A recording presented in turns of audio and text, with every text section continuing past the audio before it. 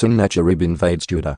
After these acts of faithfulness, Sennacherib king of Assyria came and invaded Judah and besieged the fortified cities, and intended to break into them for himself.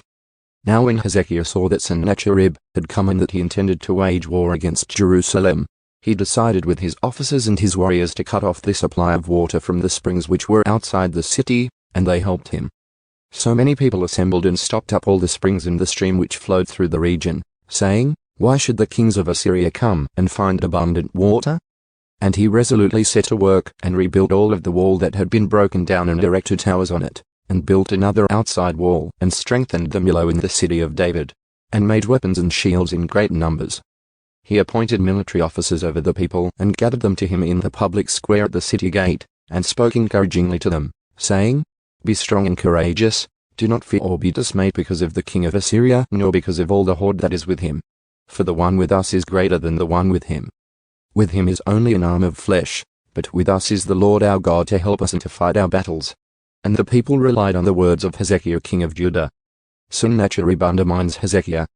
After this, Sennacherib king of Assyria sent his servants to Jerusalem while he was besieging Lachish with all his forces with him, against Hezekiah king of Judah and against all of Judah who were in Jerusalem, saying, "This is what Sennacherib king of Assyria says, on what are you trusting that you are staying in Jerusalem under siege? Is Hezekiah not misleading you to give yourselves over to die by hunger and by thirst, saying, 'The Lord our God will save us from the hand of the king of Assyria'? Is it not the same Hezekiah who removed his high places and his altars, and said to Judah and Jerusalem, 'You shall worship before one altar, and on it you shall burn incense'? Do you not know what I and my fathers have done to all the peoples of the lands? Were the gods of the nations of those lands at all able to save their land from my hand? Who was there among all the gods of those nations, which my fathers utterly destroyed, who could save his people from my hand, that your God would be able to save you from my hand? Now then, do not let Hezekiah deceive you or mislead you like this, and do not believe him. For no god of any nation or kingdom was able to save his people from my hand or from the hand of my fathers. How much less will your God save you from my hand?" His servants spoke further against the Lord God and against his servant Hezekiah.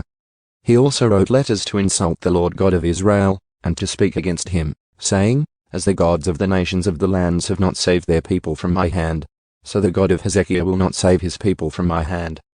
They called this out with a loud voice in the language of Judah to the people of Jerusalem who were on the wall, to frighten and terrify them, so that they might take the city. They spoke of the God of Jerusalem as they did against the gods of the peoples of the earth, the work of human hands. Hezekiah's prayer is answered. But King Hezekiah and Isaiah the prophet, the son of Amoz, prayed about this and called out to heaven for help. And the Lord sent an angel who destroyed every warrior, commander, and officer in the camp of the king of Assyria. So he returned in shame to his own land. And when he had entered the temple of his God, some of his own sons killed him there with the sword.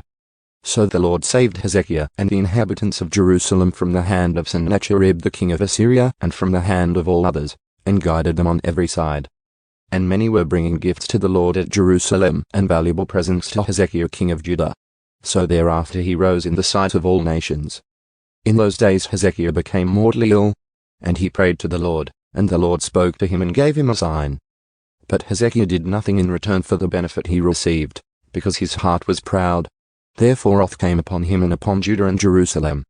However, Hezekiah humbled the pride of his heart, both he and the inhabitants of Jerusalem, so that the wrath of the Lord did not come on them in the days of Hezekiah. Now Hezekiah had immense riches and honor, and he made for himself treasuries for silver, gold, precious stones, spices, shields, and all kinds of valuable articles. Also storehouses for the produce of grain, wine, and oil, stalls for all kinds of cattle, and sheepfolds for the flocks. He made cities for himself and acquired flocks and herds in abundance, because God had given him very great wealth. It was Hezekiah who stopped the upper outlet of the waters of Gihon and directed them to the west side of the city of David. And Hezekiah was successful in everything that he did. Even in the matter of the messengers of the rulers of Babylon, who were sent to him to inquire about the wonder that had happened in the land. God left him alone only to test him, so that he might know everything that was in his heart. Now the rest of the acts of Hezekiah and his deeds of devotion, behold, they are written in the vision of Isaiah the prophet, the son of Amoz, in the book of the kings of Judah and Israel. So Hezekiah lay down with his fathers, and they buried him in the upper section of the tombs of the sons of David. And all Judah and the inhabitants of Jerusalem honored him at his death. And his son Manasseh became king in his place.